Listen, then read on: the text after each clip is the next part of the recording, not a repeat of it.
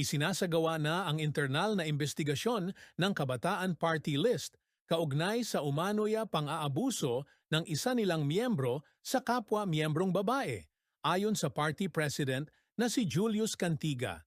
Ayon kay Cantiga, agad nilang inaksyonan ang reklamo mula nang matanggap ito noong Abril 15. Bago pa ito, naging viral online. Sinuspinde sa preventive basis ang inakusahan na hindi umano bahagi ng National Executive Committee upang mapanatili ang integridad ng investigasyon.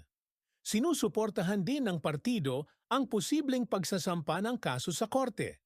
Sa social media, nanawagan ang biktima ng hustisya at ng mas mahigpit na recruitment process sa hanay ng kabataan upang maprotektahan ang mga miyembro laban sa mga abusado. Sa mga ganitong sensitibong usapin, sapat ba ang internal na investigasyon? O dapat bang isampa agad sa legal na proseso ang kaso para sa mas malinaw na hustisya? Salamat sa panonood. Huwag kalimutang i-like, i-share at mag-follow.